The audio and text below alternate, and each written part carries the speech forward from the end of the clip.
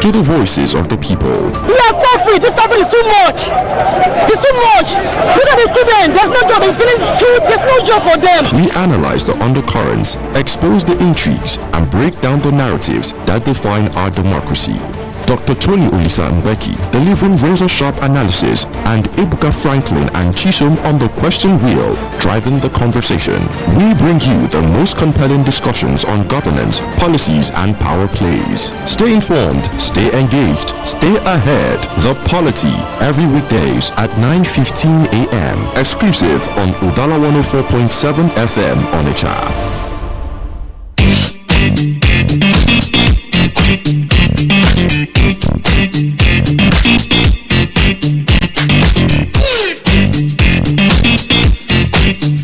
Okay, so it's 9:16 a.m. and welcome to the Polity on the radio 104.7 FM Onitsha, the commercial nerve center of Anambra State. This is where we radiate from, where we get to bring different analysis on developments in our polity.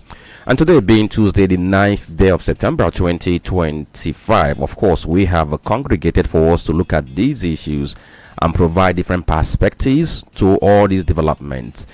My name is Franklin and you can go to our Facebook page, Udala Radio 104.7 FM, and join this very conversation. Of course, our video is going to be up very soon, and you can share and drop your comments. On other social media platforms, YouTube and Instagram, we are Udala Radio. Join this very conversation and watch the video, and don't forget to share because that helps a lot, okay? And this very morning, of course, a lot has happened in the lab between the last time we were here and now, because the papers are buzzing, especially with the outcome of that very negotiation meeting between Dangote Refinery and Nupeng. In fact, during that very negotiation, there were other groups that were there. NLC was there, likewise TUC. And at the end of the day, we found out that the negotiation was deadlocked. And from what we have gathered, some are saying that the issue was the wordings in the MOU, which was drafted by the federal government for the parties to sign. But when we get into discussions, of course, we're going to know whether that is the issue or there are other things that were not too clear at that negotiation yesterday. And yesterday, too, in Katsina State, the governor of that very state confirmed that there have been negotiations with the bandits to see how they can end the issue of insecurity in that very state. And that brings about this very conversation of whether to negotiate with bandits or not. And this very morning, I ran into a video of where El-Rufai talked about how his government, paid bandits to ensure that there was peace in Kaduna State when he was a governor.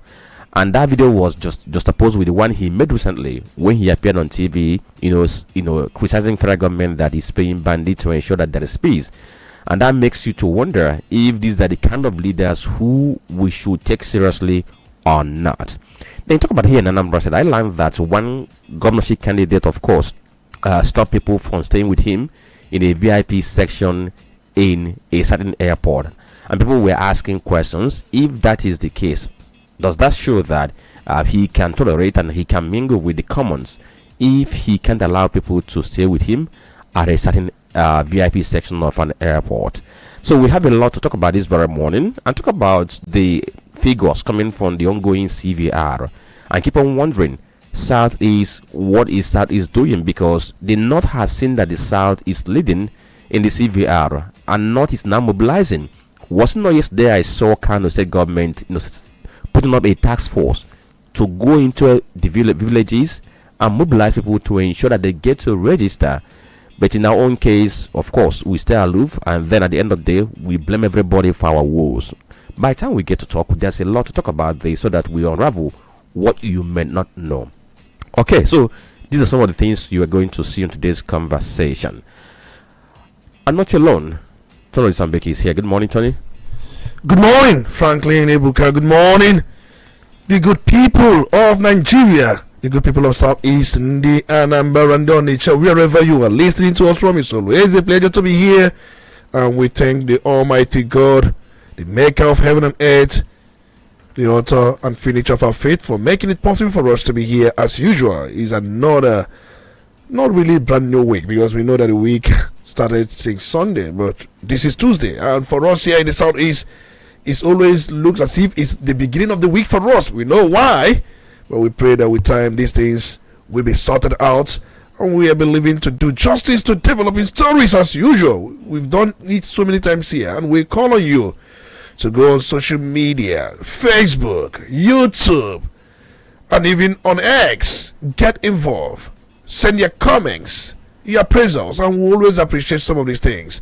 And you can also tell someone about this very program. Tell your brother, tell your neighbor, because you stand to gain so much, to learn so much in this very convivial and cerebral conversation. You are welcome. So Tony, may I quickly ask, how are you using your own calculator to punch the possibility of Nigeria qualifying for 2026 World Cup? Because today the Super Eagles are going to meet Bafana of South Africa in Bloemfontein, and if we fail to win, it could be au revoir to Cote d'Ivoire. The truth remains that I have a strong feeling that we may not make it. I'm not being pessimistic. I'm being optimistic, rather. Our Bloemfontein, a very lovely city in South Africa. But the truth be told, we have had 4 or 3 coaches so far since we started this journey. Pereira was the first person that started this agony, and we saw him managing how many matches? Like 3 matches, having 1 loss and 2 draws. Midline, we were able to bring Finidi George to see if he can salvage something out of this. We saw Finidi George losing to a country like Benin Republic and also drawing the next match. And we thought, oh, what is going on? At the end of the day, we were able to bring Shelley. And now Shelley... You forgot our own man. The man that we always call upon whenever we have issues, Austin Eguavon. Yes, I forgot to even mention Austin Eguavon. But in all of this, we have had how many coaches? 4 in a row just for our World Cup qualifiers. And now the truth remains that we are on 10 points. We have had just 2 wins and 4 draws. We have lost, I don't know, if you put the figures, you can understand how many matches we've lost. Now, that's not the issue. South Africa, that tops the table, they're on 16 points. And remember, we are just a point away from the runner-up to the group. So what that means is that we must win South Africa. It is make or my game. And let me also remind you that South Africa has, or in fact have had, unbeaten run in their home country. They have not been beaten by any team in that group. And South Africa, we saw how we beat them in the last African Cup of Nations. We saw the magical performance of few individuals, but they outplayed us in everything, in every department. They had the best of ball possession, they had the best of attacking tracks, but we were able to use the flanks. But it happened that way. The point remains, if we pick up a draw in this game, remember, we can only be qualified. We cannot top South Africa. We are just praying that we make the best 4 runners up, that we go into playoff. That's what we are praying. That's what we are wishing. That's what we are pushing. That South Africa definitely will top the group. Because if you look at the even if we win them today, it's going to be about how many matches? They will be 3 points ahead of us. So they just need a draw to seal their qualification, which I believe even if they don't get today, they may get another time. So our own push is for us to be part of the 4 best runners of team that will go into playoff to join the group leaders. And if you ask me, why would we always wait to the last minute for things like this to be done? I have always said, from the moment that Pereira of a man, I don't know where he comes from, whether he's from Portugal, I have had a kind of misfeeling about him. Somebody who has not performed well. Let me say this. African type or style of football is quite different. And look at the man we sacked. Look at the man we brought. The man we sacked, look at where he's taking this team. Do we think? And this man had been with us for a very long time, but we felt that he was making certain demands because we are not up and doing when it comes to paying him what we agreed that we will pay him. You know the man I'm talking about. So the point remains that we are at a crossroad. If you ask Nigerians to pray, they will tell you So you didn't even start when others started. Look at South Africa. Look at Egypt. Look at Tunisia. These are teams. Egypt, for crying out loud, we qualified today. Tunisia qualified yesterday. Morocco remains the number one team that has qualified. So where are we?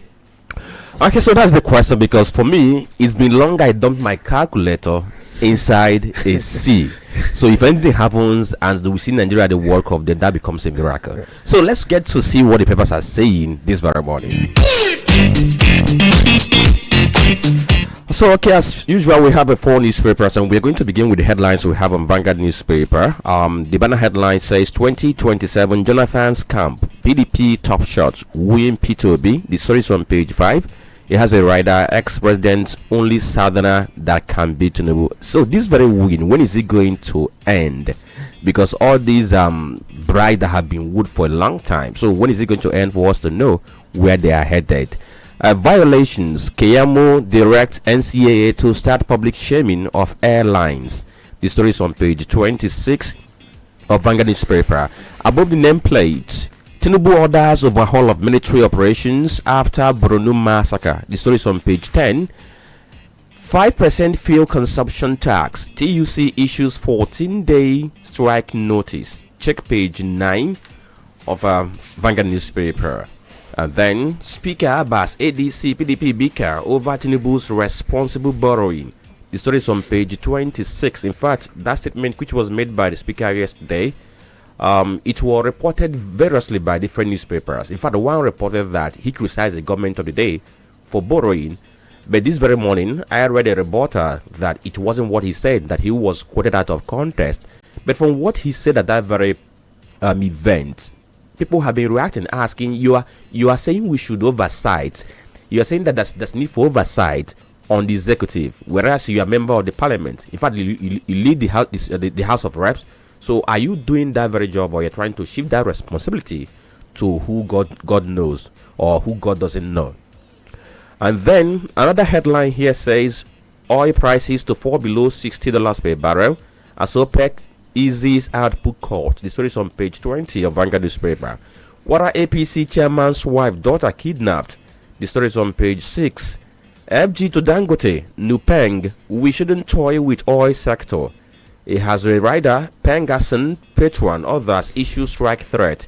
The story is on page 8 of Vanguard newspaper. Then on the sports column, page 32, 2026 World Cup qualifiers, Chell, others Lukman, Arokudare, Simon to shoot down Bafana. We hope they'll be able to do that. With Simon Gababagidos back and motor break, at the end of the day, he won't be able to deliver. Okay, so that's the headlines we have on Vanguard newspaper. Then over to the Nation newspaper, we have this one that says, let's not toy with oil sector. Minister cautions unions. He said this at that very meeting they had yesterday. He has a rider, Labour Dangote meeting brokered by the federal government to end phase of yet to agree. And then above the nameplate, EFCC grills Sojimoto CEO over 5.7 billion contract fraud. The story is on page 5, and a lot has been asked about this very contract. If people have raised questions about if Enugu State government actually adheres to Public Procurement Act in their award of contract. We're going to talk about this. Court to hear Oshun cancels fund applications September 22nd. That case was mentioned yesterday in court, and it was postponed till September 22nd. You can read the story on page 5 of the Nation newspaper. Otmebolo employs 1,000 cleaners. Check page 26 of Nation newspaper. It has a rider, outsourcing of jobs ends. And then this one says PHA plans high-rise buildings in Festac Town extension renovation. It's on page 27. Edun soaring revenue, cut in debt raise economic profile. We have to repeat this. Edun soaring revenue, cut in debt, raise economic profile. It has a rider 38.8% debt to GDP ratio below global benchmark. Borrowing tied to project. Wale Edun, the coordinating minister of economy, trying to defend the borrowing of the federal government, saying that we are still within the benchmark of good or favorable debt to GDP ratio, where we are having 38.8% instead of or against 60% as a profile, or rather as promoted by World Bank. And then this one says tax reform laws now in government gazette is on Nation newspaper. According to AFCTA panel in Algiers, Ogun State is Nigeria's top investment destination. This one says UTME cheats face 3-year ban. The story is on page 6. Police probe body found at National Assembly car park. The story is on page 29 of a Nation newspaper. So we're going to switch over to the Ghana newspaper.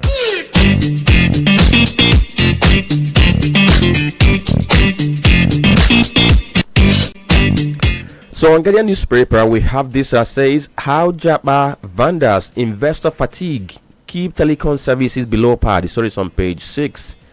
If you look at the front page, you will see kind of a chart detailing that very story. Rather confirms negotiation with bandits in Castina's frontline local government areas. The story is on page 28. JAMB uncovers 4,251 cases of biometric fraud in 2025 UTME. It's on page 4.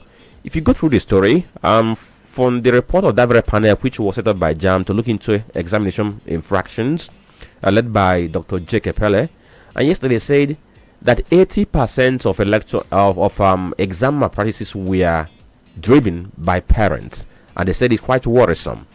Then this one says zoning debate, a blackmail to weaken opposition party, says Momodu. He's been speaking ever since he crossed over to the camp of Atiku Abubakar.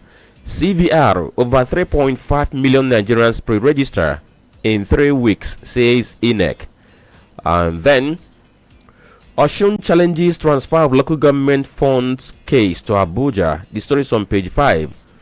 Opposition flays National Assembly for 149 trillion naira debt crisis as FG defends reforms. Check page 6 of Ghana newspaper. Showore kicks as DSS gives ultimatum to retract false, malicious anti-Tinubu tweet. It's on page 5. The young man has remained defiant, saying that he's not going to retract whatever he said, because DSS said we're giving you ultimatum for you to do this and make sure that you get to publish it on 2 national dailies and even broadcast it on television and other conditions given to him. But the young man is saying, I ain't doing anything. Okay, this one says Labour wants up for higher minimum wage negotiation. The story is on page 6 of Ghana newspaper. TUC Pengasen back Nupeng's protest as FG seeks truce. The story is on page 3 of Ghana newspaper. And then the final newspaper we have this very morning is a Punch newspaper, and we look at the headlines. The banner headline here says 2027 North rallies voters as South toss pre-registration list. The story is on page 2. It has riders. Oshun Lagos Ogun lead as online pre-registration hits 3.5 million. 288,614 complete physical exercises. Northern governors, parties, groups unveil campaigns to close widening regional voters gap. Beside the nameplate, JAMB uncovers over 6,000 AI biometric malpractices. The story is on page 21. Nupeng shuts depot as FG Dangote talks drag. And this very talk I understood began around 5 p.m. and lasted till about 11:30 in the night, but nothing came out of it. Compensation row may stall 712 billion naira Lagos airport revamp. The story is on page 38. People who have hangars at the airport, of course, they need to be compensated before the work can go on. OPS rejects 5% fuel surcharge. TUC threatens strike. Check page 37. I think Ayodele has made some clarification regarding this, saying that there's no plan for 5% surcharge on fuel by January. And he's saying that this very 5% surcharge has been in the act which established FEMA, but for a long time it has not been implemented. And he's saying that if there's going to be an implementation, it needs to be, given effect by a government official. So check page 37 to read more on this very story. Kaduna violence, El Rufai ADC leaders shun police invitation, page 21 of Punch. Other than honoring that very invitation, which was given to him by the police command in Kaduna State, what El Rufai did was to, write a petition against Kaduna State Police Command to Police Service Commission, asking that they should investigate Kaduna State Police Command. And this one says, seize the locations. Court hears Oshun's suit against CBN is on page 21. 2 killed in fresh Lagos court clashes on page 4 of the Punch newspaper. And the final one, World Cup qualifier, can Eagles fly high in Bloemfontein? The story is on page 3. And if I should answer, he might not be able to fly. Okay, so these are the headlines we have this very morning on the front pages. We're going to begin the conversation in a moment.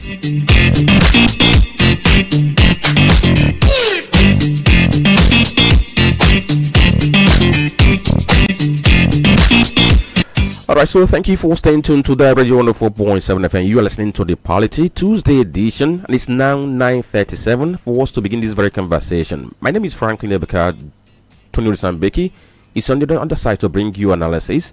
And on our Facebook page, we are Udala Radio 104.7 FM. Get on that very page and become interactive. So, Tony, yesterday, that meeting which was mediated by the federal government between Nupeng and Dangote Refinery over the disagreement they are having regarding Dangote's alleged anti-union policy. That meeting was supposed to begin by 10 a.m. yesterday, but it didn't happen because labor union leaders didn't get to Abuja early enough. But around 5 p.m. the meeting began and lasted till late in the night. And after different conversations, different talks, nothing was agreed upon. If you read the version of Vanguard will tell you that that Dangote conceded to allow the drivers to join union, but there are other things that Dangote Refinery did not concede to. But there was no authentication. They were putting sources at the meeting. But what we have seen majorly in other papers is the fact that there was no agreement because the draft of the agreement, not all parties consented to the contents of that very draft, and everything is deadlocked. And from what we gathered last night, that Pengason, or rather Nupeng, had given the members this go ahead to down tools, don't load anything, park your truck, and don't do anything. And the intention is to ensure that there is dryness in circulation of petroleum product. In that very case, they might force government to untwist Dangote to concede to what they are asking. So now that the whole thing is deadlocked, where are we headed? You asked, I think there will be light at the end of the tunnel, there's no doubt, because we know how important that very sector is. It's also important that we look at those who are also mobilizing to join the Nupeng. Remember yesterday we did an extensive analysis on this. I'm learning that the Petroleum Products Retail Outlets Owners Association of Nigeria and also the Petroleum and Natural Gas Senior Staff Association of Nigeria, the Natural Gas and Oil and Gas Suppliers Association of Nigeria, NOGASA, and the Nigerian Association of Road Transport Owners, NATO, they have all threatened to mobilize members to dan tools, and also that tells you petrol scarcity may set in and prices may go up.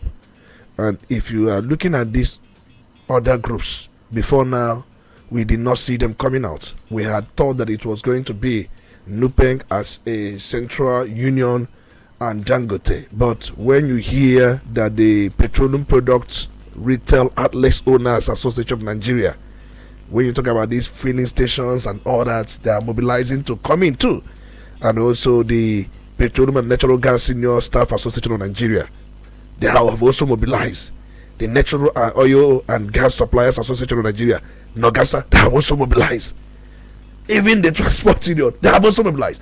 Yesterday, when we are talking about things like this, many people take whatever we do here for granted.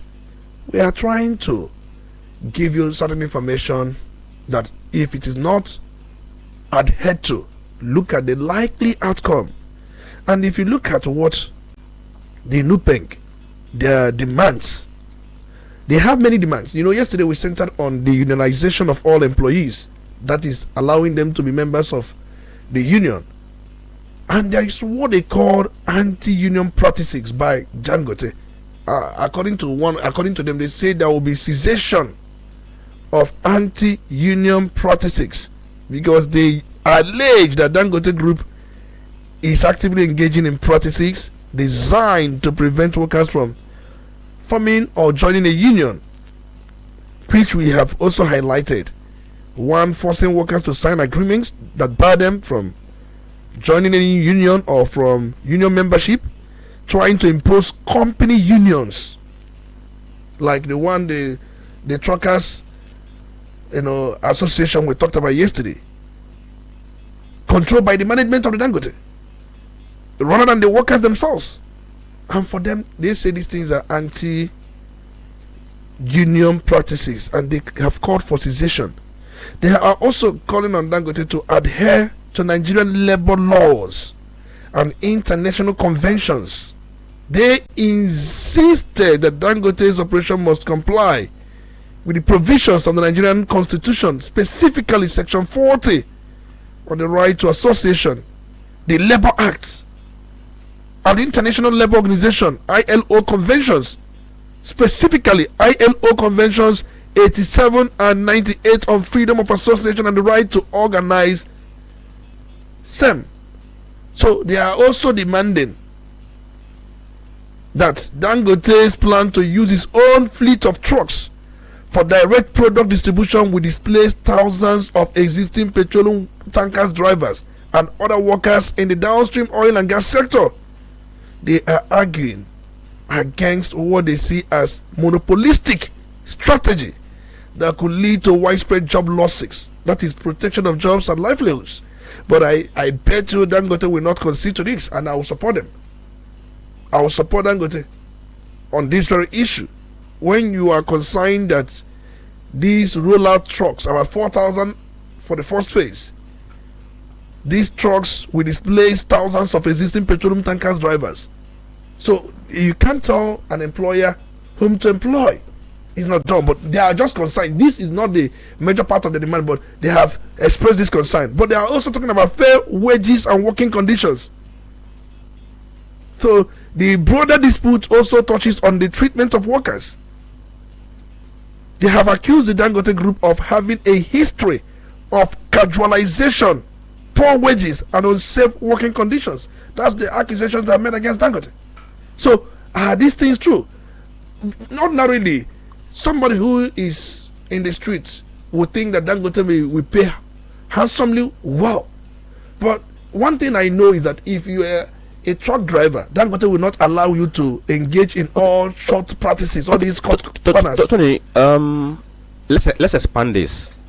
Is there any possibility that there could be element of blackmailing what is happening now? Because Dangote, by the virtue of having that plan to bring in 4,000 CNG trucks, where he's going to begin to deliver petrol direct to the end users, and of course you know what that means, is going to cut off some of the middlemen who have been established in the chain of distribution. And if you look at most of the people who have aligned with what Nupeng is saying, they are all people who are threatened by the very act of Dangote Refinery. Now if you look at the only group that has not declared support for this very action by Nupeng is the one known as the Association of Distributors and the Transporters of Petroleum Products, the one we know as at the top. This is the only group that has not declared support for this. Now if you look at who constitutes Nupeng, because I want us to put this into perspective, Nupeng is known as one of the most powerful union in Nigeria because it works in the oil and gas sector, and you know that oil and gas is like the backbone of our economy. If anything happens to it, of course everything gets crippled, and that's why each time they cough, the whole nation catches cold, or each time they sneeze, the whole nation catches cold. Now people who constitute this very Nupeng are petroleum product marketing and distribution, oil servicing companies, fuel tanker drivers, depot workers, oil rig workers, gas plant workers. These are the ones who constitute Nupeng. So from what you're playing now, do you see the possibility of an element of to use blackmail to get Dangote to rescind its plan to begin this delivery of petrol direct to end users? I don't see Dangote taking back this initiative it has rolled out, and the initiative for me is in the interest of the country. We've seen situations where this union, for one thing or the other, they will shut down everything. Dangote want to make it in such a way. He wants to make it in such a way that petrol stations, like filling stations, the way we have them here, can easily make demand, and they have made other promises. They can bring it from their depot straight to your station. Yes, in doing so, many of them will go out of work. There's no doubt. But remember, we are in a competitive environment, business climate, and in doing so, because if you look at these drivers, you know what they do. Many of them, if you order for petrol, let's be honest, the meterization, sometime by the time they convert the product to you, some liters may have been diverted or cut off. Some of them adulterate midway. They will leave this product from depot owners. Midway, they will mix it with other materials, divert some. They do all this. That's why most car engines have knocked over time. So there are sharp practices, and I believe with Dangote's rollout, it would cut off these sharp practices. So whatever you demand is what you get. Whatever value you pay for anything is the value you get. That's what Dangote is trying to do. And they had also sabotaged Dangote. Sometimes, for one thing or the other, for what made Dangote to start rolling out these trucks is as a result of this cheap blackmail, sabotage. There have been times, for one thing or the other, they will decide not to lift this product to those who have made their demands. Dangote didn't start with these trucks being rolled out. We've known that in order of his franchise, he had always tried as much as possible to be part of distribution process. He has identified distribution as a cheaper way to sabotage his effort. He has Dangote cement truck drivers. We've seen them, Dangote truck drivers, even though they are synonymous with accidents of late, but we've seen them. Even when it comes to other products, even there are so many of the products we may not be able to name here because they did not pay for this advert. So the point is this: Dangote as a company has got involved in distribution process in all of his products, and that of petrol won't be different. But I understand the fear of these very people. If you look at the areas, they have made about 5 demands or 6 demands. Allow them to be part of union members. That one given. I have said it yesterday. You cannot allow, because you have to take the position of the law. I have always maintained that when there is such conflict, one question I usually ask: what does the law say? So let's begin that. So the law says that they have right to association. Allow them. Then the other one, having fear that many people will be displaced as a result of rolling out these trucks, it is not against any law. We are in a competitive business environment. So issue of fair wages, casualization, and some other things that are accused, there should be commitment. He hasn't done so. So for the fact that you have accused him of doing that in the past does not also validate the fact that he is going to do it. So until he does it, until the company comes up with it, then the union comes in there, because if these people are allowed to be members of the union, they can protest some of those things. So once they are allowed to be part of the unions, if they are not treated well, they have the respective unions to come out and say, no, we won't take this. So it won't be a modern day slavery. Then the issue of rolling out association by the company itself, managed by the company, is also anti-labor practice. So Dangote should soft pedal on that one.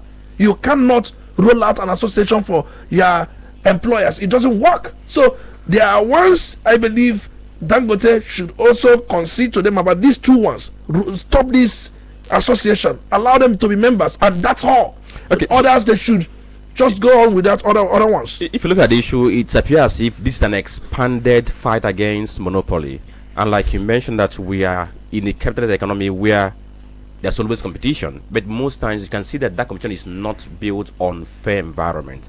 So now we know that the environment is not fair in Nigeria. And Dangote seems to have this very upper hand when it comes to this issue of petrol, because it has a refinery that refines petroleum products.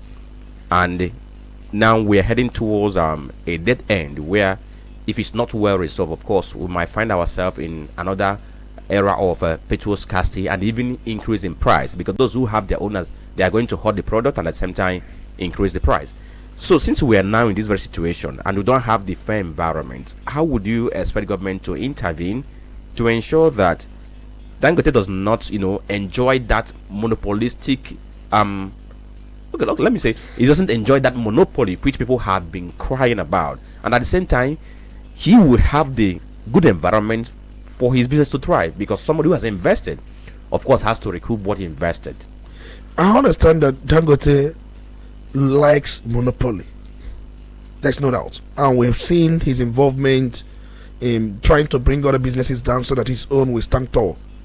We saw the whole thing that happened in the cement industry, but it took the likes of Bua, who challenged him frontally, head on.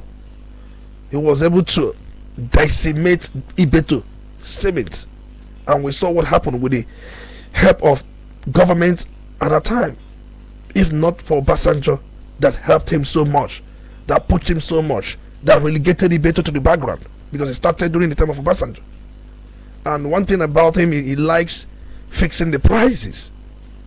We saw the battle between him and the NNPC Limited, and we are calling on fair competition. Let the business, let the climate be competitive, and we've seen that competitiveness between the company and then the NNPC Limited. That's why we keep seeing prices drop from time to time.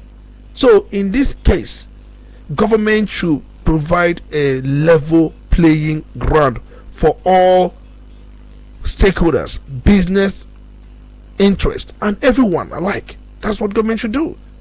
Once you provide that, you should not. Nigerian government over the past years has been somehow favoristic to a particular set of people, which is not supposed to be. The refinery Dangote has to do. We know how much support the government, the central government of Muhammad Buhari at that time, how he supported Dangote with foreign exchange.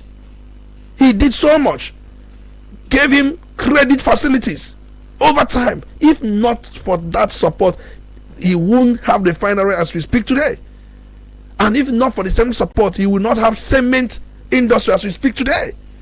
If not for this, most of his companies, most of his products, he has latched and leveraged on government support, and government does not support others that way. If you can support Dangote the way you've supported him, support other businesses. If Ibeto has got the kind of support Dangote has got in some of these things, my brother, by now some of these products, one thing I know about Ibeto is that he will use price to get many. He is interested in turnover with quality. But we are not here to discuss deeply about some of those things. I'm just curious to also let everybody know that let know what happened in 1945. Remember the 1945 general strike? We over 40,000 workers across sectors, they protested across different issues, both wages, inflation, poor conditions imposed by British authorities, which led to widespread shutdown and concessions on cost of living allowances. So we saw that, in fact, some of these things we are seeing today, the British government started it. They started it. All these things we are seeing today, they started it. I can tell you more about 1941 strike as well. Then that of 1945 was general. And it was what, if not for international labor organizations that started pushing for some of these labor laws and labor unions in Nigeria, by now, the slavery, thing that this Lupeng has accused Dangote would have been a kind of a reformed order, and it would have been in existence. So the point is, government through the Ministry of Labor and Employment is intervening, trying to midwife concessions, and I've looked at this problem two-way things. Labor, this idea that the other ones you mentioned, take them out. The only thing I think Dangote should concede should be allowing these employers to be members of union and roll back your own union. An employer does not put set up union, roll back yours and then allow them to be. That is the two areas I want Dangote to concede. From the report, they are ready to concede to that. Then other ones, the labor union, the NUPENG, they are bringing up fair wage, fair this, fair that, those people being displaced from work as a result. They should understand that it's going to be a competitive business environment. Okay, so let's get to switch gears now and go to Enugu State, where a development that came up that was last week. Of course, now we have the aftermath. Okay, it's still ongoing because this time around we have the report that EFCC is grilling Sojimoto CEO over 5.7 billion naira contract fraud.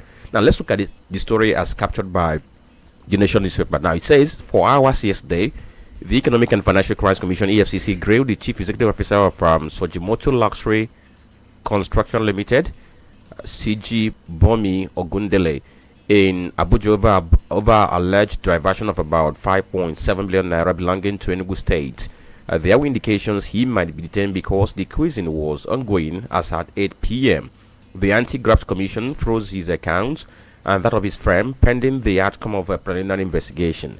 He was awarded over 11 billion naira contract by the state government, although the state initially approved the payment of 30% of the contract sum, but he pleaded for 50% to enable him complete the project in record time. Based on his pledge to meet up with the deadline, Enugu State government considered 5.7 billion naira, representing 50% of the contract sum. It was, however, claimed that by the government that the worth of the project he executed was about 750 million naira.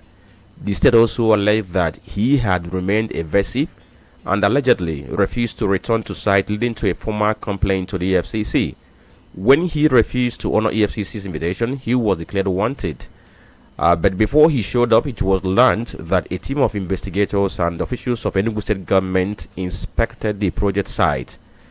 Then a source in EFCC said yesterday that the man in question, of the CEO of Sojimoto Luxury Construction Limited, has surrendered to the commission, and they were interrogating him after taking him into custody. Now, let's look at this very quote. It said, "For more than 10 hours, we have been questioning him based on the petition of the Enugu State government. We have frozen all his accounts and that of his company pending the conclusion of preliminary investigation. We will also seize his passport to restrict his movement to the country." The source added, "We are still interrogating him. We are yet to admit him to bail." And there is a part of this very report that led credence that is being confirmed by EFCC spokesperson Dele Oyewale that the man is in custody. Now, here is the meat of this whole thing, because when it happened, we got to know about this when EFCC declared him wanted, and people began to probe what did he do. And the next thing, Enugu State government issued a press statement explaining how they went into business with this very man and how he failed to deliver the project and ran away. The next thing we saw was the man in question putting out a video where he explained his own side of the story. And he put up this facade of somebody who was emotionally down, somebody who was crying. And I was saying to myself, the person that taught him the drama didn't do well because it wasn't convincing. But now we have this very story that he's now in EFCC custody being grilled. But the big issue has been, how did the Enugu State government end up with such a contract?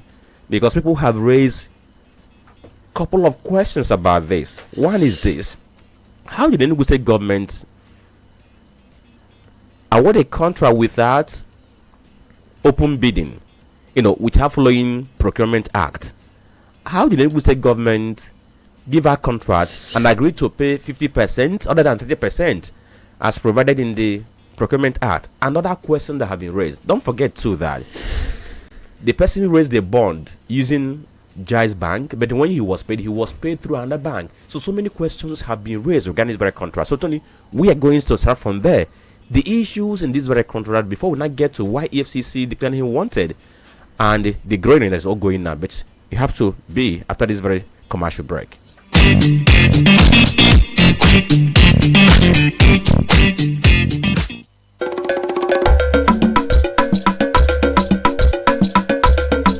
Udala Radio 104.7 FM.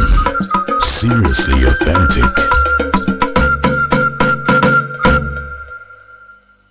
Quality bread, Wendy's bread. For your family breakfast, Wendy's bread. I'll pack it on the yellow, Wendy's bread. Mama, papa, they like Wendy's bread. That it on the do, Wendy's bread. Even children, they like Wendy's bread. Wendy's bread, Wendy's bread. Get it better, tasty, we go sweet your belly. Wendy's bread, Wendy's your battery chama. Wendy's bread, champion. Wendy's bread, your tasty bread. You can contact us on our official address, Second Business Park, Enugu Road, GRA, beside Misha, Anambra State. We also have another branch at St. Michael Plaza at Tandy Road. Also contact us on 070-1149-1571. Wendy's bread, your tasty bread. Wendy's bread.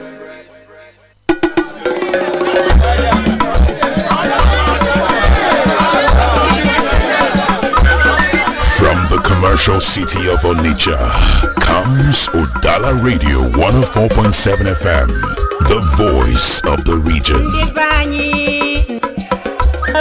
where authentic news and entertainment meet. Udala Radio 104.7 FM, seriously authentic. You're listening to the Polity. Get involved now.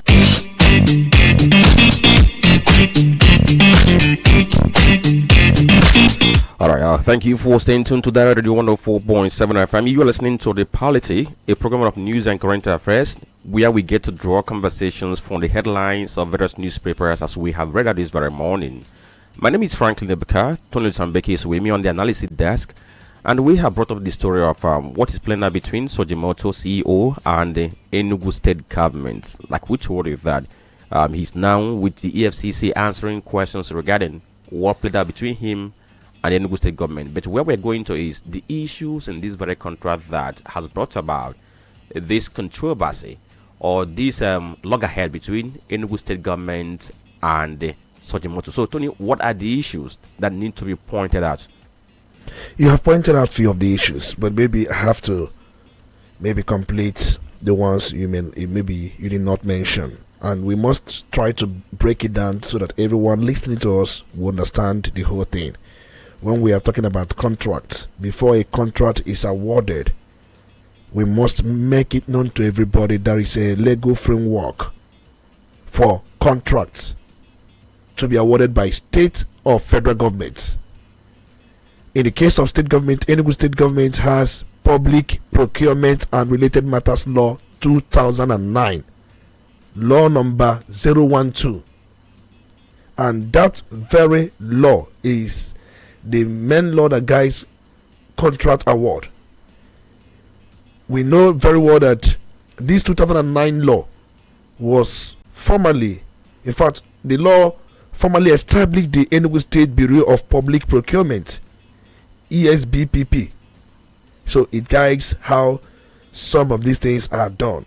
So now let's go back to the issue in question, because I'm aware that before a contract is awarded, one, there will be needs assessment and project conception. The ministry, department, or agency of government identifies a need, either a road or roads, hospital, or IT system.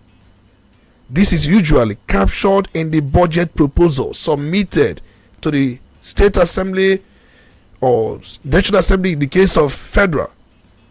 There will be budget approval because the project must be included in the appropriation law of the state passed by the legislature and signed by the governor. We are talking about the state now. without budgetary allocation, no legitimate contract award can happen. Just note it. And there will be advertisement and invitation to tender. The NDA advertises the contract in national newspapers, official gazette of the state government, or procurement portal to invite interested contractors. This ensures competition and equal opportunity in line with the law I have mentioned. There will be pre-qualification and bidding because interested contractors buy tender documents and submit bids. They must show corporate affairs registration, CAC registration. They must show tax clearance certificates. They must show both PENCOM, ITF, or NSITF compliance. They must show evidence of similar jobs done in the past. They must show their audited accounts, and they must have the technical and financial capability to undertake the project. They must bring a bond from the bank that this project will be completed in a record time. Then there will be bid opening and evaluation. I'm just trying to let you know how contract is awarded before we come back to this Sojimoto and what happened and what did not happen. Bids are publicly opened on a fixed date because those who have submitted their bids through the portal or through the any avenue government has given out for such bid tendering, then there will be a tender evaluation committee that will check compliance with requirements and score technical and financial capacities. The tender board and procurement council approval follows immediately. So there will be even due process certification and NETA contract award and signing, mobilization and payment, supervision and completion. These are processes. Most roads you see governments construct, hospitals and other projects you see government undertaking, ICT, classroom blocks, so many of these projects, they follow this method. So government money is not bazaar money. So that is why the law has it this way. Now, coming back to Sojimoto, we will tell you that Enugu state government contracted this Sojimoto, just like you mentioned. The contract was awarded to them sometime around July 2nd, 2024. Yes, it was 2024. For the construction of 22 smart green schools. That was what the contract was for. 22 smart green schools. The total contract sum was 11.4 billion naira. 11.4 billion naira. In fact, if you want me to break the figures, I will look for it and break it. But the total figure, approximately 11.4 billion naira. The agreement required completion within 6 months, presumably by early 2025, ahead of the September 2025 school resumption, because it was actually agreed that they will complete this 22 green smart school before these students will come back for this very section. There was mobilization. The government approved and paid 50% of the contract sum upfront, which amounted to 5.76 billion naira, which is also against the procurement law. I'm going to come back to that. Now, the state government Enugu state government alleged so many things. One, they alleged that Sojimoto abandoned the site, employing inexperienced workers and quack engineers, resulting in a shoddy and structurally unsound construction. That's what Enugu state government alleged. So they said that they had made efforts to reach Sojimoto, but these efforts have failed until they made a report to EFCC, and EFCC declared Sojimoto wanted. The government of Enugu State have so many blames, which you have highlighted in a way, but I'm going to maybe expand it more. It's important that we must note that this contract given to Sojimoto was directly awarded by the state government through a formal instrument, secure the deal with a bank performance bond from JZ Bank, as we mentioned, and they receive mobilization. The point is this: a lot of things went missing. But before I let you know some of the jobs Sojimoto has done, it's also important that Enugu State government at a point did not follow the procurement law 2009 of the state. They did not follow it squarely, because if they had followed it, these things wouldn't have happened. The law says you pay 30%. Why paying 50%? That is it.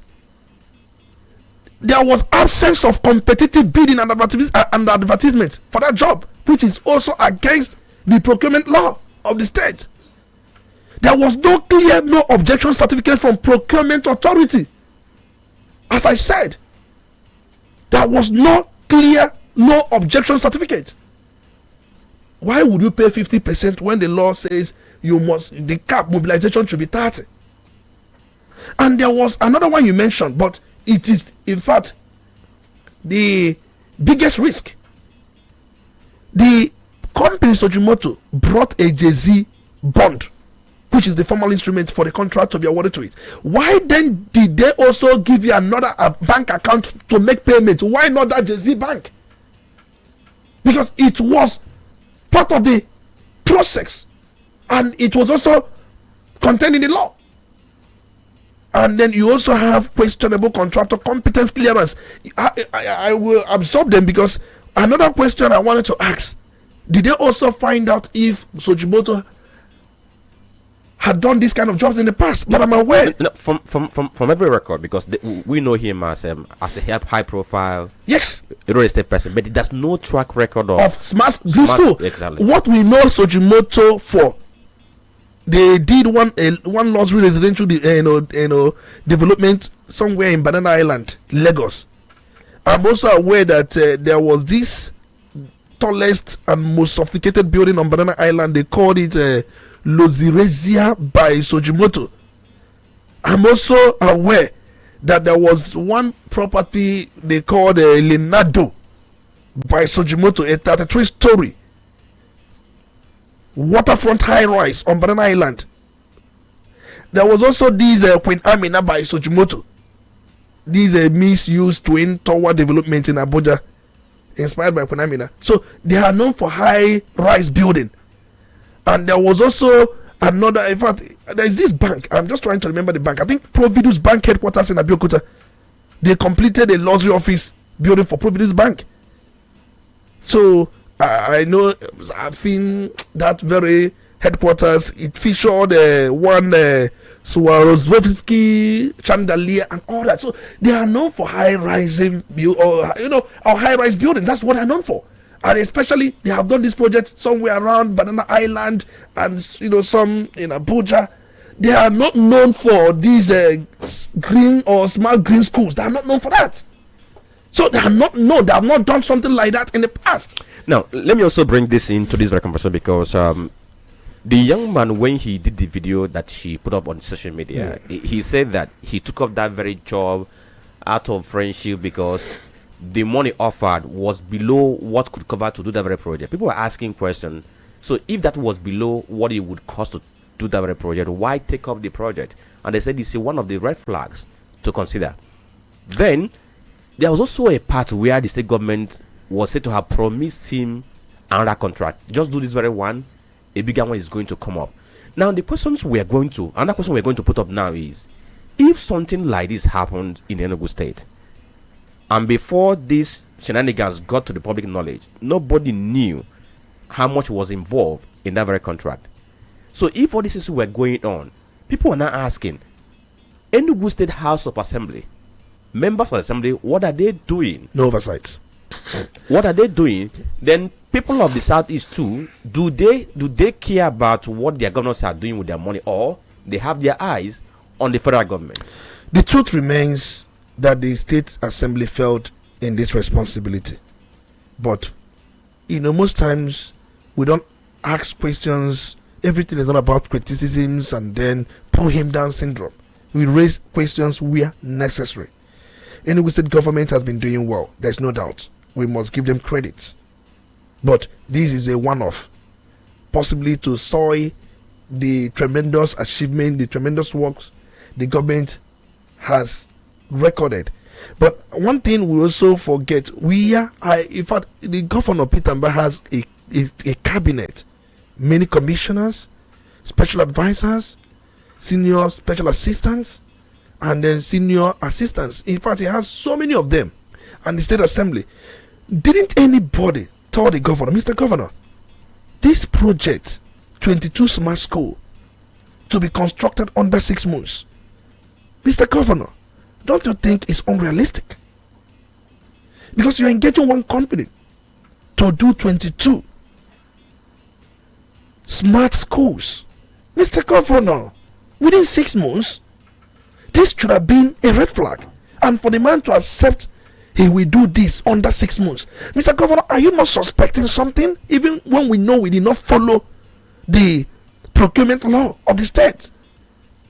And in the tendency, the demand demanding that 50% be paid, it was Sojimoto who made such demand. And the governor was so much concerned about these projects. Let it be completed in record time so that before the students will come back, they will have something to share up with. He was so much passionate about it, leaving the law that regulates things like this. I won't blame, I will blame him in a way, but I will not blame his passion. I will blame the governor's procedure, but I will not blame his passion. So, having said this, it is obvious that this man, Sojimoto, deployed quacks, fake engineers. You abandoned the site. And you said quite a lot of things. And I'm also concerned, this thing happened similar in Abia State. But it didn't come out the way the ones we have here, came out. The government of Abia State, the so-called green schools, they did smart schools. If you saw the schools, I have the pictures here, I can share it. The contractor deceived the governor again. Why are contractors doing this?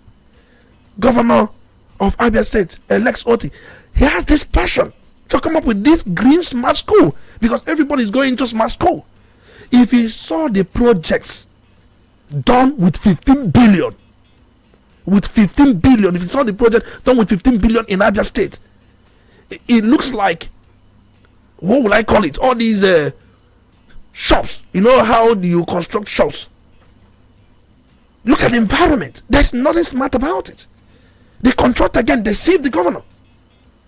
And I don't know why these things are happening. Does it mean that we can't get a good contractor around here? At best, bring foreigners.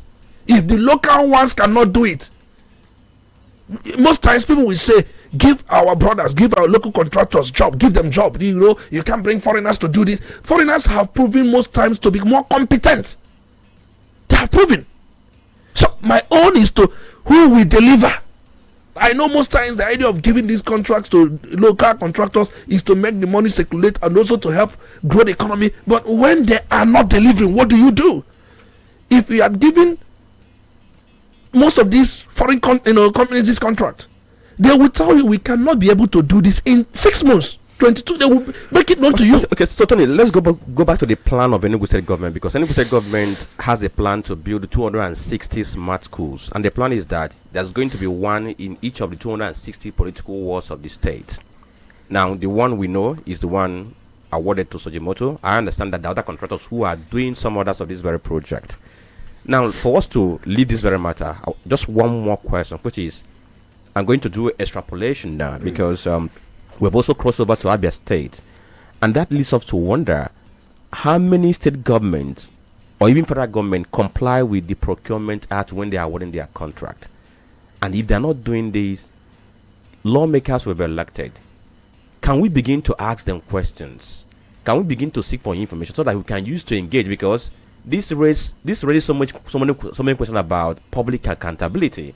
If we cannot do projects in accordance to the laid down rules and regulations, then what does that speak about transparency and accountability in government?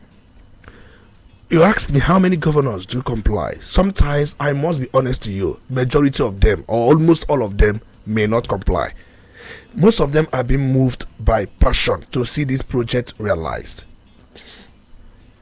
We've seen here in Anambra State where the governor was asking the contractor, pack your things and go, leave this site. I don't want to see you again. And one who asked, didn't you see these things before the contract was awarded? Some of these contracts, they lack competence. Some of these contractors, sorry. They are made, the ones I'm talking about. Some of these contractors, they lack competence. And if procurement law is diligently followed, we will avoid some of these things. The one that has to do with, tell us where you have done similar project, and if you are good in building high-rise building, is different from building smart green school. It's quite different. Not for the fact that you are into construction company, that anything you can construct anything. You can even construct an aeroplane. You can use clay to model a plane. You don't do this. The procurement law says show where similar works have been done, and you have the tender board, they have the approval board.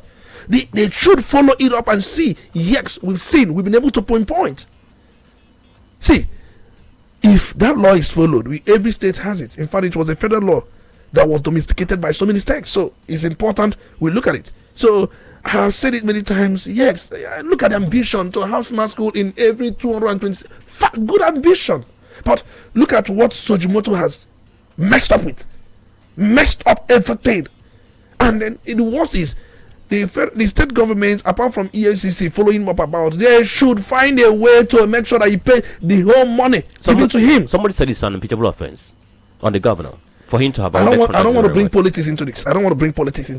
If you see a governor who has passion for his state, give it for him. I don't want to bring politics. All right. So this very smart school we're talking about, just to give you a highlight of the features that we expected, they said solar power, internet connectivity, ICT centers, science labs, robotics and the AI hubs, smart farms, interactive digital whiteboard, and more. These are some of the features that they wanted to be on this, but now we have seen how the whole thing is going. So we're hoping that this doesn't get to be the end of the smart school project. Now let's cross over to the issue of voter registration, because yesterday INEC gave an update on the ongoing voter registration. We are in the third week now, and INEC said about 3.5 million persons have pre-registered in this ongoing registration. But where the issue is coming from is the fact that we have seen northern states who are coming behind the southern state.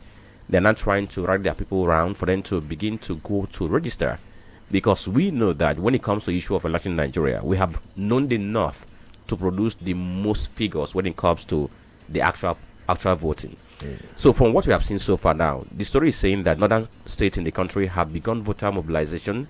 Our southern states continue to lead online pre-registration in the ongoing CVR. From the way Punch reported it, Kano, Kaduna, Yobe, Zamfara, Sokoto, and Ilori are among the states who are making this effort or renewed effort to mobilize eligible voters for them to take part in this very exercise. Like I mentioned, that from what INEC said yesterday, 3.5 million Nigerians have been able to complete the online pre-registration. And I want us to distinguish when you talk about pre-registration and the proper registration, because pre is just for you to go online, indicate your interest, fill some forms, and then you have to go physically to complete it. You have to do your biometrics before that becomes completed. And from what we gathered yesterday, we have seen Osun State recording the highest number of online pre-registrations, 518,639, representing 14.63% of the entire registration. Then it's followed by Lagos. Lagos is doing about 440,000. Ogun is doing 348,000 plus. Then Brunei is doing 296,000 plus. KB is recording 193,000. Then FCT is doing 187,000. And then the likes of Yobe, 117,000. Then let's come to an southeastern state. Then look at Kano. Kano is doing 66,091. That's pre-registration. Then for the southeastern state, for this very pre-registration, we have seen states like Ebonyi. Ebonyi is doing 1,616. Enugu is doing 1,203. Then Edo is doing 7,000 plus. Abia is doing 2,629. So Abia is recording the highest in the southeast. And Anambra is not doing that because We had our own before the by-elections. It was 200 and something. Exactly. 200 and something thousand. So this is what we have now. So we are seeing not trying to ramp up the numbers, mobilize. Because I want us to localize it. Okay. Then we in the southeast, we are not mobilizing. And each time you ask people, so we be marginalized. There's no need to go and waste your man hour, queue up for registration, get the voter card, you go for election, you vote, and it doesn't count. This has been the argument that has been bandied. So, Tony, let's speak about this. Is this argument valid? Is it a good reason for people of the Southeast not to take part in this very voter registration? I keep asking, who did this to us? Amarom, I keep asking this question, who did this to us?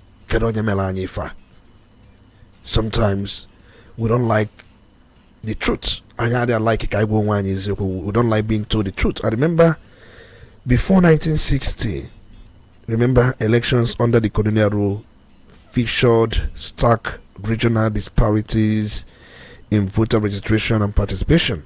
If you can recall, in the 1951 and 1954 regional elections, the North lagged due to restricted franchise. We saw tax-based voting and no women's suffrage until later, while the South had higher literacy and urban registration rates, including the region known today as Southeast. We had good outing, good showing in voter registration and participation. Even if you look around the 1959 federal elections, amplified these disparities. North was just coming behind. Southeast was taking the lead. In fact, it was a competition between the Southeast and the Southwest, and we were in front. And we must commend our forebearers who championed this, who made it possible. And we know very well that the Northern People's Congress in 1959 federal elections got to know about these disparities, but they were able to do their homework, and that was why they dominated in that election due to population advantage. But in that federal election of 1959, southern regions topped out when it comes to voters turnout list. But against registration, we have two problems here. The major problem we have, one is not getting registered. Second problem we have is during the election proper, we don't come out. Those who registered, we use their registration for opening bank accounts or doing other things or doing online things or processing visa. That's what they use their voters card for or their registration for. But they will not come out during the election. You have two basic duties. One, registration. Two, voting proper. I'm saying it wasn't this way. I talked about 1951 regional election, 1954, in fact 1959 federal elections. It wasn't this way. I don't know the oracle that blinded us, and we all became blind. We become vocal on air, on different fora, even on online. That's where we have power. But where the real power lies, what would we say in Catolato when we've seen rigging.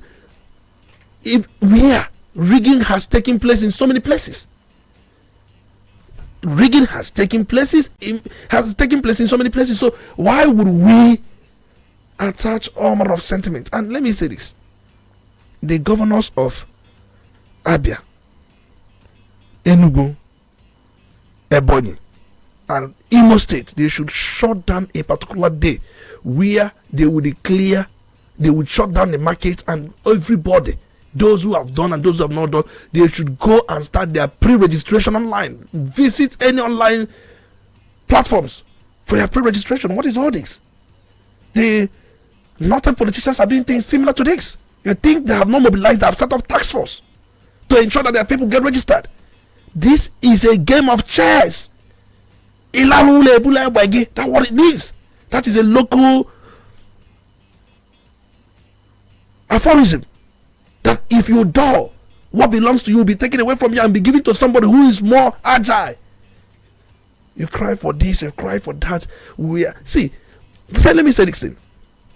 People don't understand the difference between political power and probably doing well in the economy. If you are thriving well in the economy, doing well in businesses, and just one policy of government will turn around everything.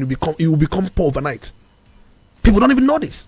Tony, is the Southwest leading because the president is from the Southwest, or is that region leading because they are more literate than others, or is it because that they understand what can play out in 2027 more than any other geopolitical zone? When you talk about literacy, Southeast has the least when it comes to those who have dropped out from school. So when you talk about literacy level, Southeast is number one when it comes to region that has the highest number of literacy. How do you measure it? Out of school. Because I'm wondering whether if there's a challenge with going online to register. It's not about literacy. Now, Southeast is number one when it comes to literacy. Go and check the record for out of school children. Southeast has the least. So that tells you that they are number one when it comes to literacy. It's not a case of literacy or illiteracy. It's the case of one wrong ideology. One wrong ideology. And where many believe it's better you face your business, forgetting that one policy of government can make or mar your business. We must get involved. Somebody planted this ideology, this I don't care ideology that there is a heaven somewhere. Okay, so Tony, before we open the phone line, let me say this, because sometimes when people say that votes do not count, I try to see the fact that we're trying to exaggerate.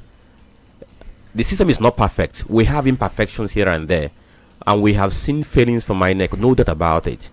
It's a fact that INEC has not delivered to the Nigerians' expectation, but it does not mean that we have not made progress when it comes to election management or credibility of the process. The way we were in 1999 isn't the way we are today. Now, if it was in 1999 that we had an election that we had in 2023, there's no way Labour Party would have won in Abia State.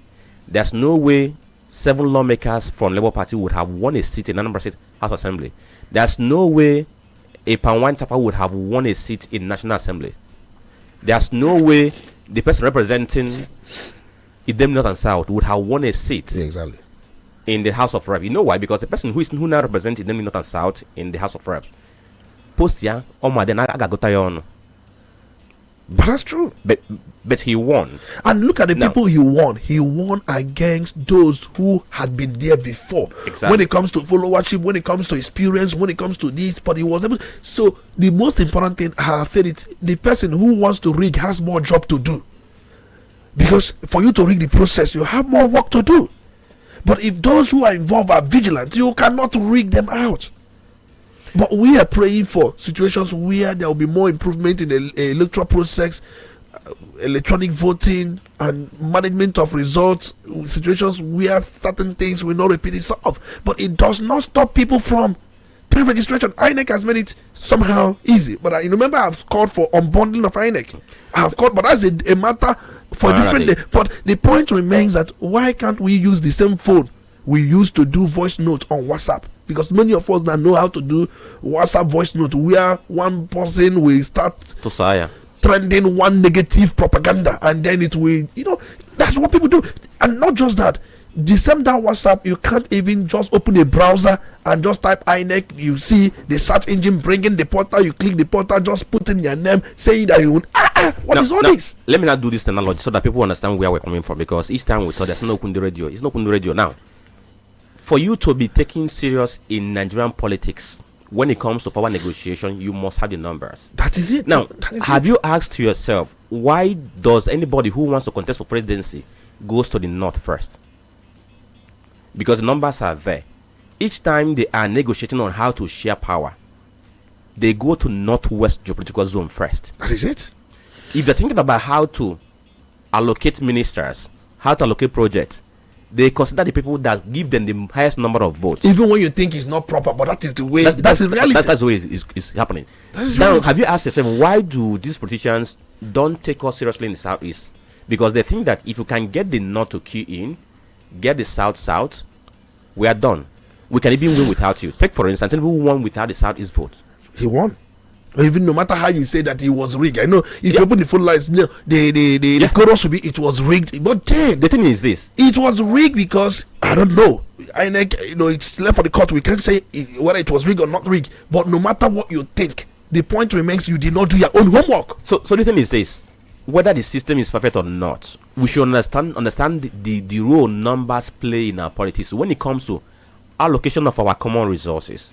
When it comes to negotiating for positions, that number play up. It plays good and role. We must. So let's show up our numbers first. That is it. And have that political strength that we can negotiate. I'm giving the PGs of town union, the traditional rulers, community leaders. I'm giving them assignment. They must propagate, and even the state government, the local government, they must propagate and evangelize this registration. They must. Why Anambra State is exempted is because of the election coming up on November 8th. Reason being that we've done our own, where we saw about 280 something, 1,000 people.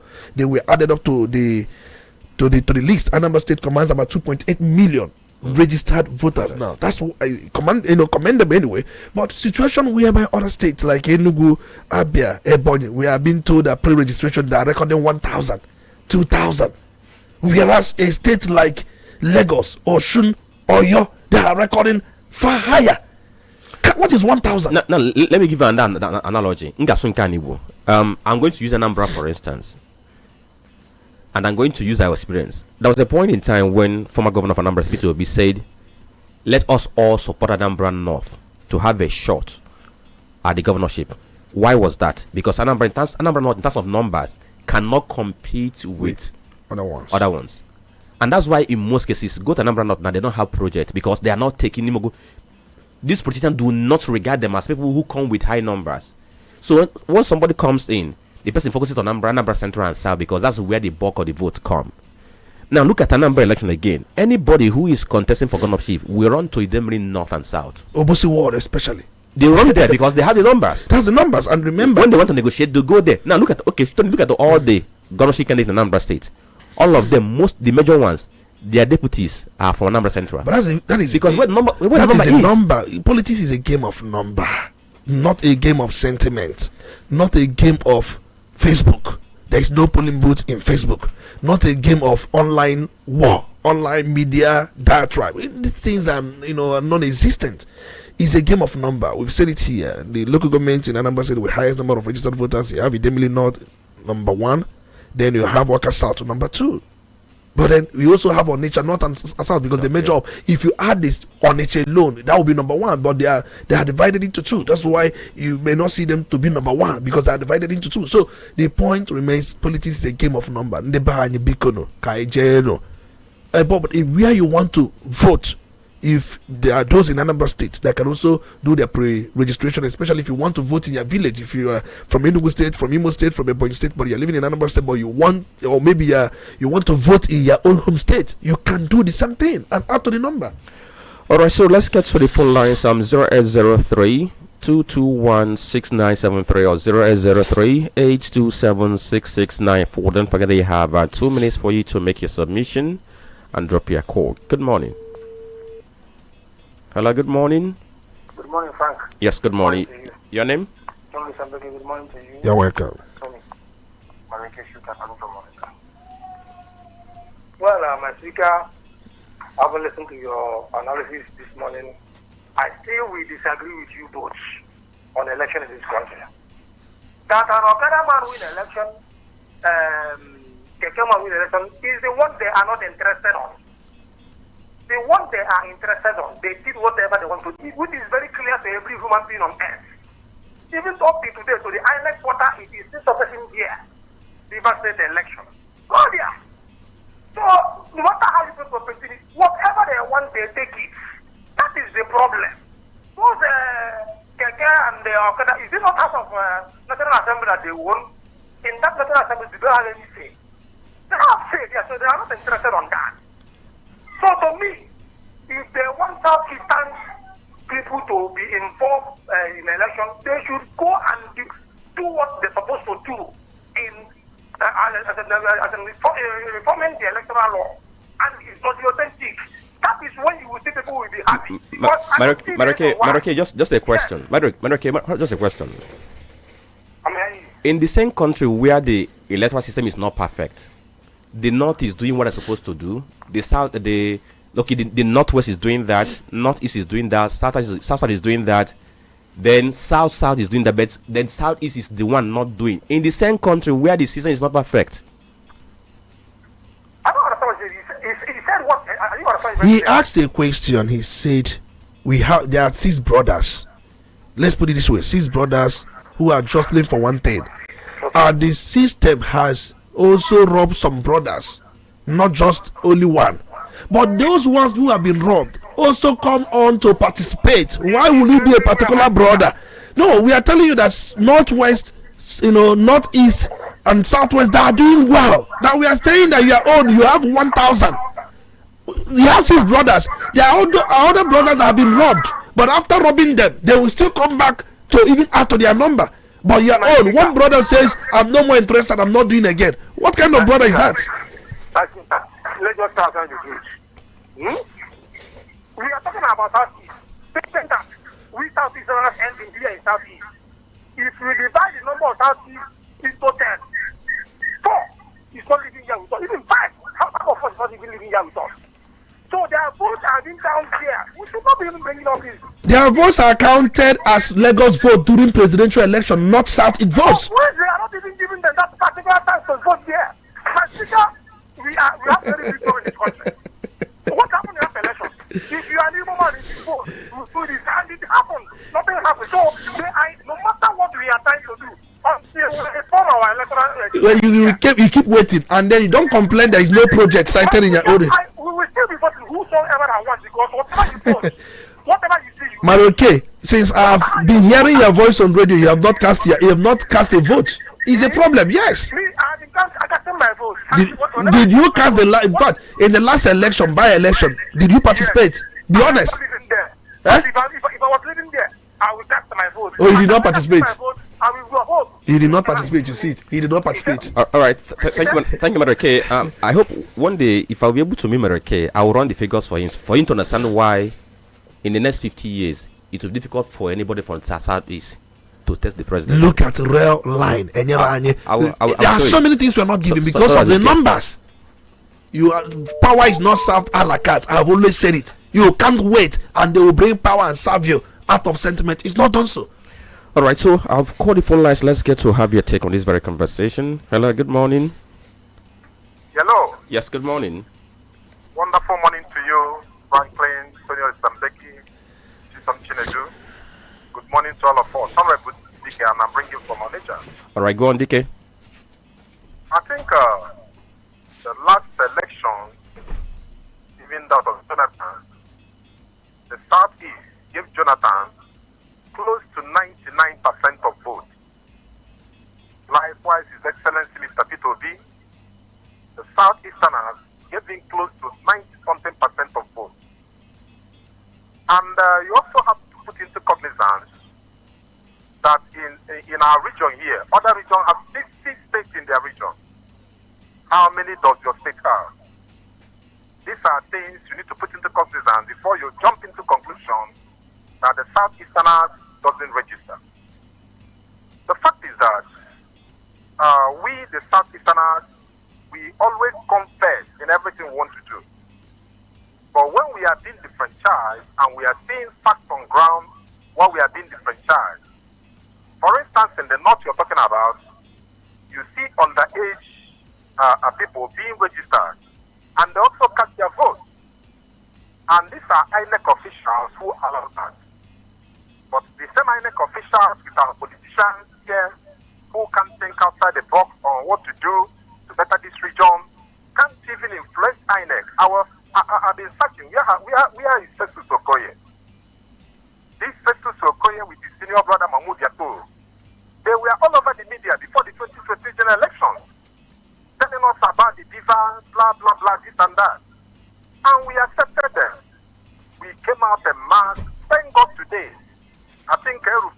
man who won the 2020 presidential election. But the Kerawal, Nigerians know who won the 2020 general election. And that is as a result of the coming out a mass of Nigerians, the Southeasterners to cast their vote. So anybody telling me that the Southeasterners doesn't cast their vote, I beg to disagree. You must have to convince me all over again with 5 states, when other regions have 60 states. Yes, we come out a mass and make a difference. Now, even with if we are given 6 states, don't you think we can do well? Now, what His Excellency Peter is doing in the North has the voting strength. Because of the number of states they have, because of their voting strength. And Okay, he has been able to go into the North. DK, hold on. Okay. Hold on, because in logic, when you begin to commit fallacy, you're going to have okay, let's go this very way. Even if Southeast gets the 6th state now, are you going to import people who are going to reside in that very 6th state? Because if you're going to create the 6th state now, it's going to be created out of the existing 5. And don't be okay. What I'm trying to let you know is this. You talked about the North even trying to register underage persons. Just imagine this logic. People you are working with are trying to increase their number by every means. Then in your own way, you are trying to decrease their number by every means. So what is the wisdom there? That's why I told you that our politicians here, governors, House of Representatives, State Assembly, the DG, like the if you say that incompetence, it can never be an overstatement. You cannot tell me that somebody like you, Franklin, will be there, the senator or Olisa Mbeki, and you can't think outside the box on what. Okay, look at Festus Okoye. What has he done to ensure that INEC is up and running? Most times when you come to vote here, the North will start voting by 8, whereas the Southeast will start voting by 12 or 1. Before you could do the thing for 2-3 hours, they are going back to their basics. Are you getting it? And these politicians are there, can't even think outside the box on how to influence or ensure that they step up or pass the emotion that things are not flowing well here. That is just the problem the Southeasterners are. And when you are being frustrated this way, I mean, you are a human. This thing can cause depression. It can cause a kind of a total apathy. So I think the whole bulk of blame should go to these our representatives who can't think outside the box. The only time you see them parading themselves is when it comes to election. All right. Now, Thank you. what are they doing to ensure Thank you, DK. Thank you. We have overshot. Hello, good morning. Okay, try again. 0803-221-6973 or 0803-827-6694. Good morning. My name is Badmus. I'm calling from Onewi. Go on, Mr. Badmus. Let's tell ourselves the simple truth. Southeast, we are doing well. In 1999, 2003, we are doing well that time. So let's tell ourselves the truth. It's not all about, there are people who also go to their market during election day, some are playing football, but during that time, our numbers is very, very okay that time politically. And that is why we are doing so many things that time, like Senate President, so many things, even Deputy Speaker. So it's not all about our pain and the backwardness in politics started. Badmus, what started the offense day? Please tell us. I am coming. Allow me to land, Tony, now.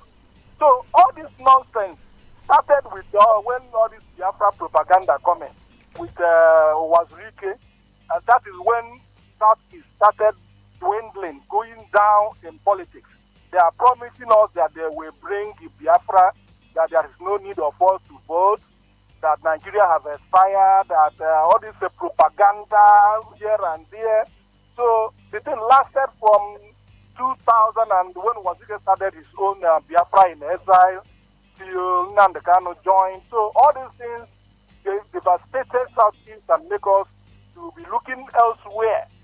False sense of hope that we are going to get Biafra. There's no need of you having voters card. And when election comes, some people will even declare no election in Biafra land. So all these things should be put into perspective. It's not all about people going on. There are some forces that are making Southeast not to participate in Nigerian politics. So that force is what we should remove. People can, it's not all about people not participating. There is a force making people not to participate. And that force is all this Biafra propaganda that are hovering everywhere.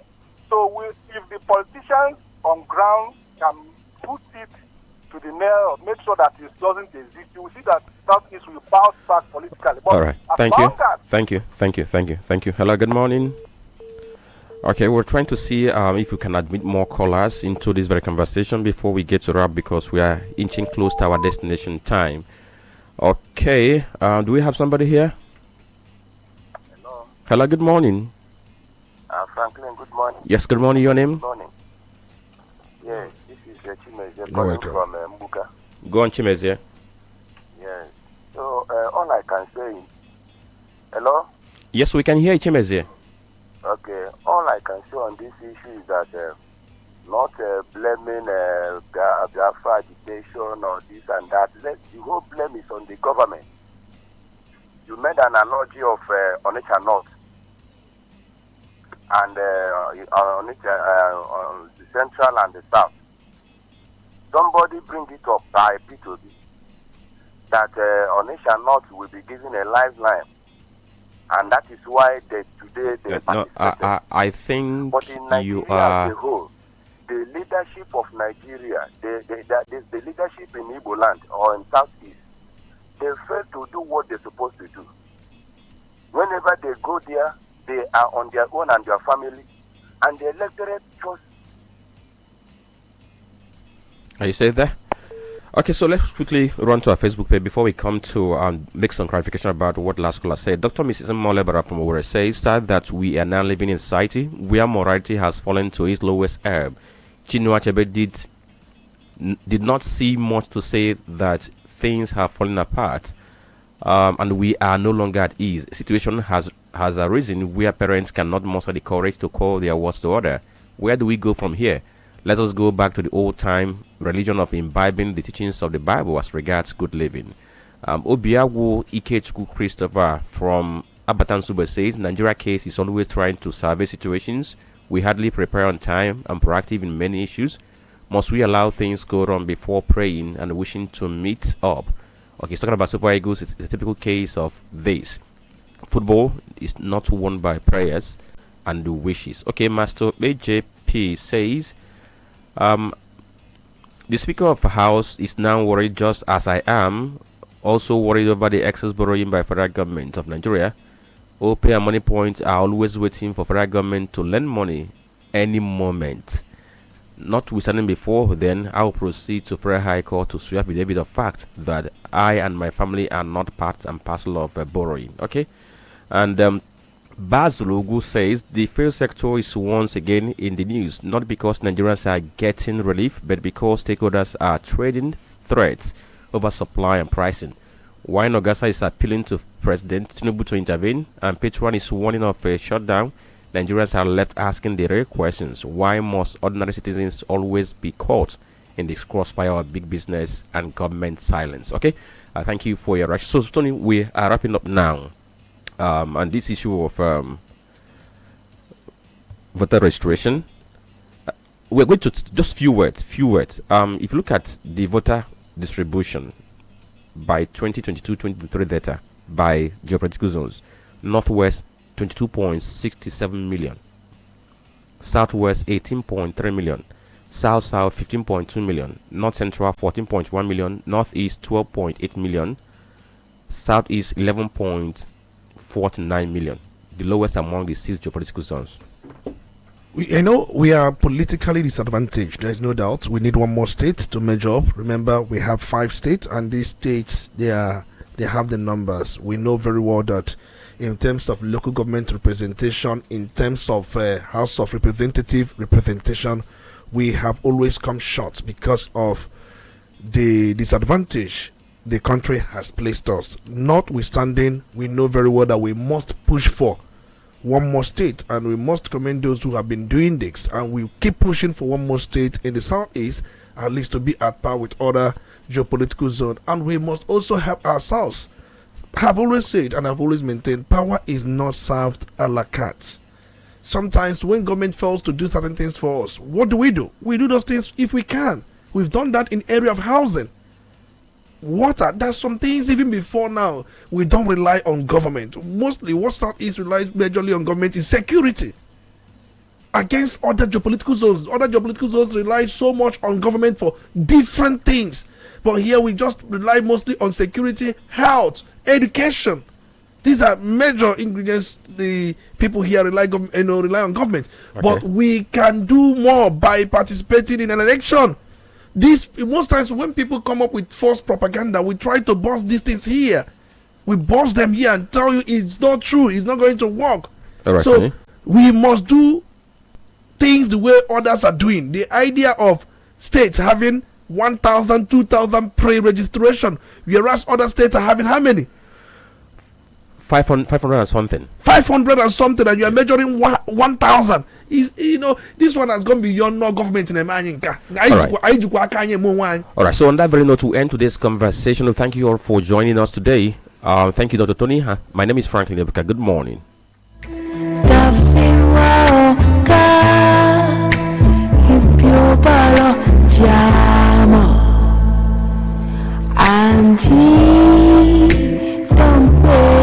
Tosi